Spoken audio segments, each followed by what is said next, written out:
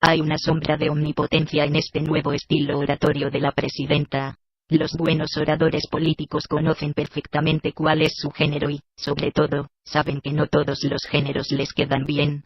La presidenta parece haber perdido esta capacidad de distinguir. A esto podría responderse con dos objeciones. La primera es que sus discursos son exitosos. Tal afirmación es incomprobable, salvo que las plateas cautivas de la presidenta sean tomadas como adecuada muestra sociológica, como si las risas grabadas de la televisión sirvieran para probar el alto rating de un programa. A ver. Antes, redundando en la crítica artística, Rostisarlo había afirmado que a la presidenta le faltaba temperatura escénica para ser una oradora tan buena como se creía. Inmediatamente, aclaró que estas cuestiones son importantes, porque no muestran simples modos de hablar, mientras allanaba el camino para arribar a otra axiomática conclusión. A otra tesis intelectual, claro.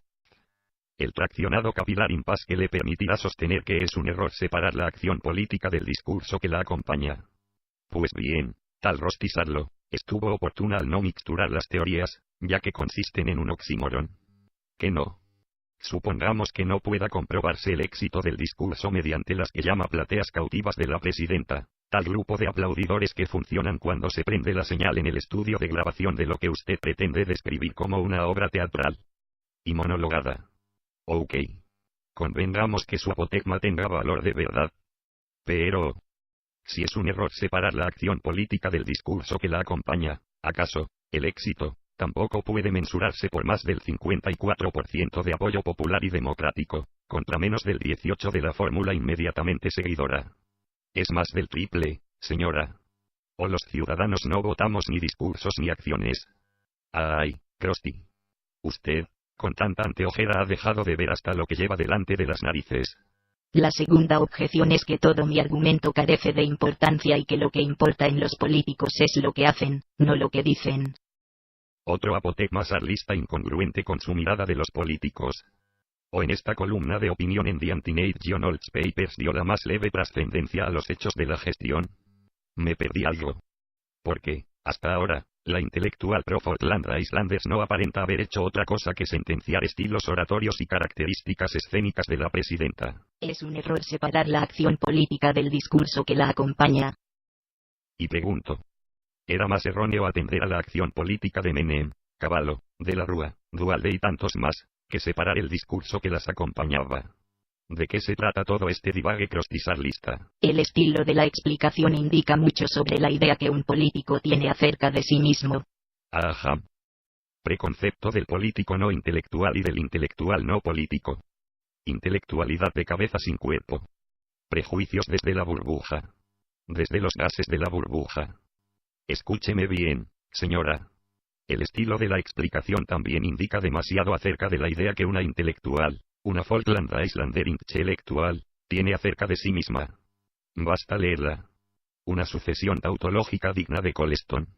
O de American Gear. O de Merisel Pelucas y Peluquines. Bien descabellado lo suyo, señora. La idea que usted tiene acerca de sí misma, es la de poder construir los mayores disparates ganando el crédito de quienes no engordan, si no se hinchan o se empachan. Como diría don Arturo Jauretche, a quien seguramente usted desprecia. Usted se siente capaz de lograrlo con semejante ornamento lingüístico y tamaña serie de proposiciones aparentemente verdaderas que se contradicen entre sí. El profundo autocentramiento de la presidenta es tan visible en sus discursos como en el verticalismo que es el sello de su gobierno. La forma de sus teleconferencias enfatiza su concentrado personalismo para dirigirse a gobernadores, intendentes o peor aún, gente de lugares alejados donde se inaugura o reinaugura una obra. Parece una señora que habla con subordinados, a los que trata con una confianza condescendiente que ellos jamás podrían devolver. Bromas, preguntas, comentarios van en dirección única, de arriba para abajo. Mamita. Como diría Pino. Ejají. Todo el rodeo giró para espiralar esto. Autocentramiento. Verticalismo. Personalismo. Condescendencia con subordinados. Dirección única. Arriba para abajo. Fa. Pero. Líneas arriba, precisamente usted se refirió a Moreno. Sin nombrarlo, claro, en ciertos ámbitos es el innombrable. Jo. Pero dijo que le hacía señas de los rulos de Chávez. Eso sí, del diálogo usted no dijo ni mu. Ni cocorocó. Nada. Mucho menos describiría los diálogos de la presidenta con funcionarios, asistentes y, en situaciones, con el público. Y, a todo esto, ¿qué habrá querido significar con eso de, peor aún, gente de lugares alejados? Peor. ¿Por qué? Alejados. No creo. A los actos de inauguración de obras suele ir, mayormente, la gente del lugar en el cual la obra ha sido emplazada. Oh, pregunto. Estamos otra vez asistiendo a la mirada desde el ombligo. Sí. Lugares alejados de Callao y Santa Fe, no de la obra inaugurada. Es paternalista un discurso que coloca a su interlocutor en un lugar desde donde no puede responder sino celebrando a quien le habla. Oiga, doña. Con todo respeto. ¿Acaso su estilo, más que paternalista, o maternalista, mejor dicho, no es el de instructora de elucubraciones formales aptas para el ávido público de la oposición despropositada? Sí, el público, si lo suyo es por lejos más histriónico que lo de la presidenta. Vea. Ella. Sí, ella. Ella, además, conduce a la nación hace un lustro. Mire, señora. Su sarta de sentencias, no de bromas ni preguntas, más que condescendiente con la pobre gente que la escucha, lee, o mira, es de absoluto desprecio. Sí. Usted los presume y, lamentablemente continuo, como a una recua de sumisas mulas. Y, lo más asombroso, es que proyecta de tal modo la forma centrípeta de su propio discurso, que bien vale invitarla a alargar el cepillo quita pelusas ombliguistas. Con todo respeto. Claro. En la primera mitad del siglo XX se llamó a este estilo populismo oligárquico, de patrón de estancia. Hoy es populismo de burguesa próspera, convencida de que todos sus actos son para beneficiar a esa pobre gente que la escucha. Populismo oligárquico de patrón de estancia parece bastante condescendiente con los patrones de estancia de la primera mitad del siglo XX, arrancando en Robustiano Patrón Costas, pasando por los protagonistas del fraude patriótico y los cabecillas de la exterminadora Liga Patriótica Nacional, siguiendo con la década infame y llegando a aquella cipaya, sí señora, cipaya. Llegando a aquella cipaya camándula cristalizada en la Unión Democrática de Braden. Progenie del actual socialismo sojero, el republicanismo sumiso e incompetente, el liberalismo cómplice entreguista, el pseudo-independentismo sostenedor de anquilosados status quos para el privilegio de las minorías dominantes. Por favor, crostizarlo, déjese de jorobar. Del ridículo no se vuelve y su esmero por no dejar dudas resulta notable. Sintonizo con frecuencia el canal UNASUR. Canal UNASUR. ¿A cuál cazzo canal alude esta mujer? A Telesur. Seguramente, si se tratara de la BBC o la ABC o la Fox o la NBC, no pifiaría el nombre. Para muestra basta un botón y sobra una botonada.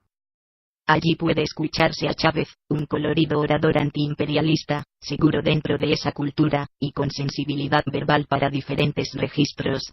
De la maldición a la amenaza, de la promesa a la confianza. Independientemente del juicio que se tenga sobre su política, Chávez tiene estilo. Los discursos de la presidenta no pertenecen a esa tradición, como si no los hubiera practicado antes. Esto es particularmente evidente cuando se mete en la historia del siglo XIX y primera mitad del XX, con la insegura brevedad de alguien que no avanza por campo conocido. Y volvemos a los estilos del discurso y vuelvo a preguntar. Hay que tomar en serio que una maoísta argenta acuse a Cristina Fernández de Kirchner de no conocer la historia de la segunda mitad del siglo XIX y primera mitad del XX. Justamente, por haber sido China en los 70, sobra para decir que Sarlo no conoce la historia de la segunda mitad del siglo XX. O la compró en el kiosco equivocado. Pocos como Mao Zedong han propiciado el capitalismo económico, el comunismo social y el discurso político único. Somos pueblo peronista, somos pueblo de Perón. Se acabarán los traidores, vamos de liberación.